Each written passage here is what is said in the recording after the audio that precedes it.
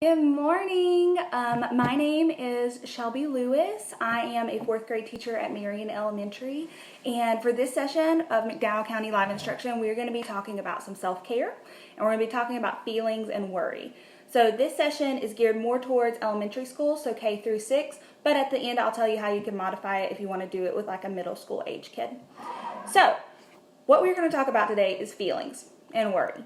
And sometimes both of those can kind of get mixed up together. So the first thing I want to do is we're going to read a book. And this is my favorite book of all time. It is called In My Heart, A Book of Feelings. And it has super cool pictures and it's like cut out. So it's super fun. Okay. My heart is full of feelings. Big feelings and small feelings. Loud feelings and quiet. Quick feelings and slow feelings. My heart is like a house with all these feelings living inside. There's a little girl. She's so cute. We're going to follow her. Sometimes my heart feels like a big yellow star, shiny and bright. I smile from ear to ear and twirl around so fast I feel as if I could take off into the sky. This is when my heart is happy.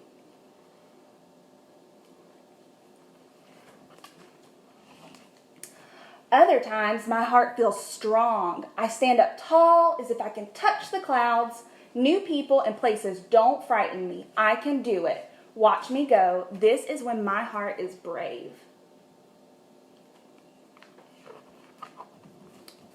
When I get really angry, my heart feels as if it is going to explode.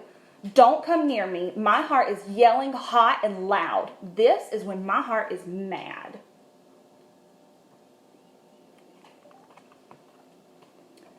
But other times, my heart is cool. I bob along gently like a balloon on a string. My heart feels lazy and slow, as quiet as snowfall. This is when my heart is calm.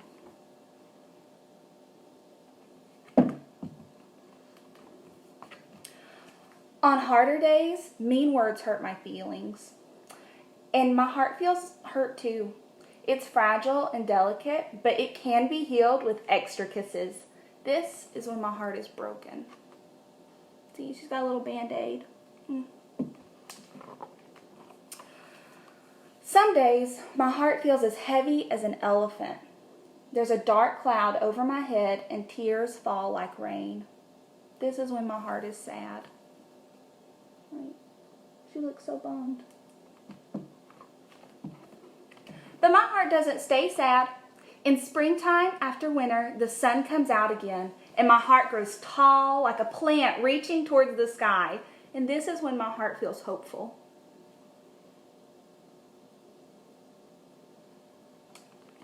Eek! When I see something scary, my heart beats super fast. I feel cold as if a chilly breeze has crawled up my neck, and I run away as fast as I can. This is when my heart is afraid. If you're in my class, this is whenever there is any bug in my classroom, right? Look at her. She's like, ah, big bad wolf. When it's time for a bit of fun, my heart feels full of giggles and wiggles. Abracadabra, I hop around like a bouncy bunny. This is when my heart feels silly.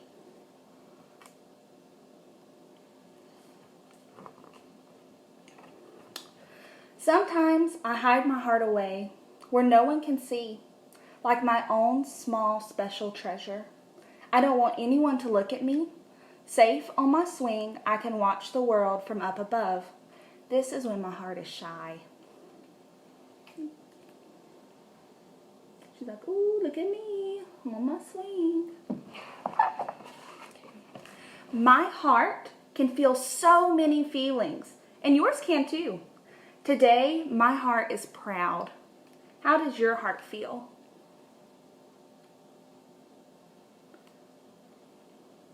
So I am sure in a lot of your hearts right now, you have so many different feelings. And that's okay. We can have lots of different feelings going on at one time. And I know that can be kind of confusing. Like, for example, if we're at a roller coaster and you're getting ready to get on and you're feeling that kind of in your belly and you're really nervous because you've never been on one, but you're super excited, right? So you can feel nervous and excited, which typically don't go together, but it can still happen, and that's okay. But I know some of you, and a lot of you, me too, we're feeling a lot of worry right now. This is a weird time that none of us have ever been in. And that's okay, but we're going to learn some different ways to try and help that together. So, parents, if you have one, if you have any yarn or string or anything that you can cut up, old shoelaces, whatever you feel like using, I'm just using some regular yarn right now.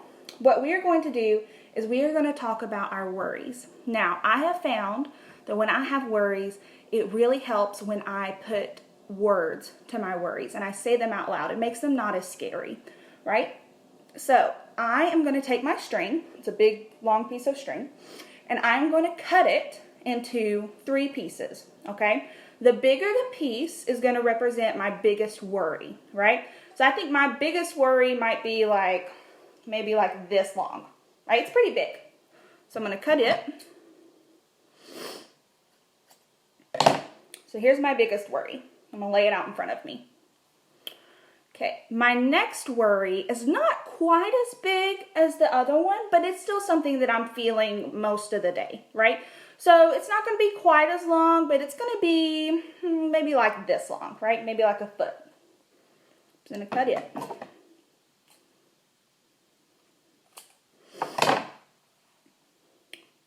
And then my last worry is pretty small, right? It's not something that I'm stressed about all the time or that I'm thinking about all the time, but it's still there. It's still in my heart. So it's going to be pretty little. I'm going to go about this big. Okay. So we are going to put a voice. We are going to talk about our worries. So, for example, my biggest worry that I have, my biggest, longest piece of string is right now I am worried about people getting sick, right? I don't want them to get sick, and it doesn't really matter what they get. I just don't want them to feel icky at all, right? So, I am worried mostly, my biggest one, about people getting sick right now. My second worry, so my second biggest one, still pretty big, but not quite as big as my first, is I am worried about missing my friends, right? So right now, it is really important that we just kind of stay with our families, stay with our house, so that way the biggest worry doesn't come true, right? We don't want people sick. But that means that I won't get to go to school and I don't get to see my friends, which is really bummy, right? But what are some ways that we could fix this? You can call your friends. You can do some FaceTime. I have some friends and we're going to do a FaceTime Twister later. So they have Twister at their house and we have it at my house, and we're going to go play board games against each other, and it's still going to be super fun. But that way we're still staying safe and we're still making sure that our biggest worry, or my biggest worry, is not going to come true. We don't want to spread sickness around. So that's my second one, is making sure that my friends know that I still love them and I still care about them, but making sure that we stay safe. And then my smallest worry is kind of funny, right? So not all of our worries have to be these big, huge things. They can just be things that we as people worry about, right?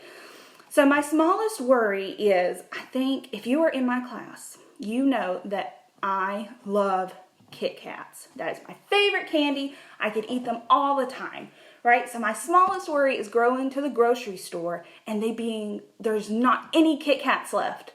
What? That would be so horrible. So my smallest worry is that I'm going to go to the grocery store and there's not going to be something that I want. But that's not a huge worry, right? Does Miss Lewis need Kit Kats? No.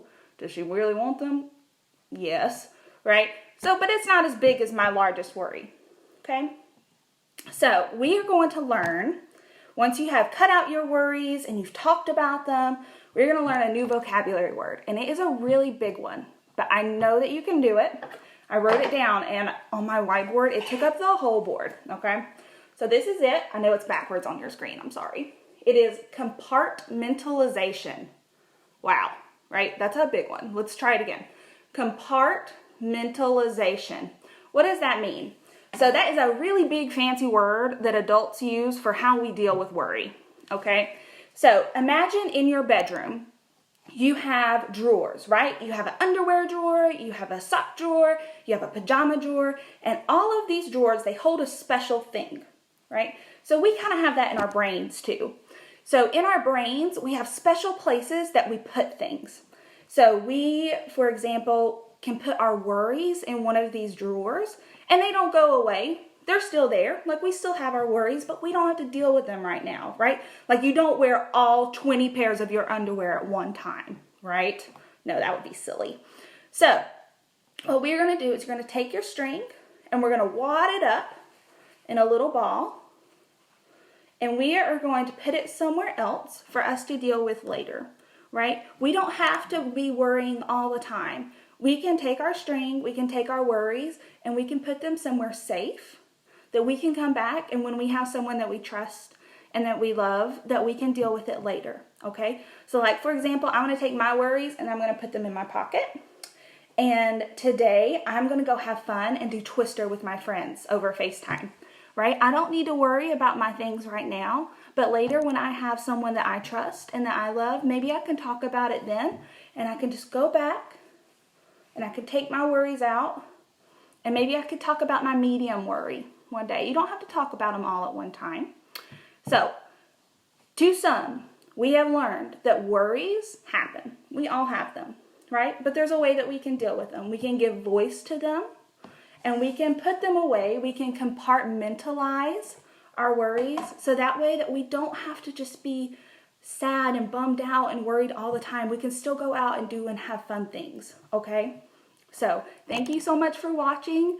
I will be doing some more videos later on math, which is just as fun. But see you soon. Bye.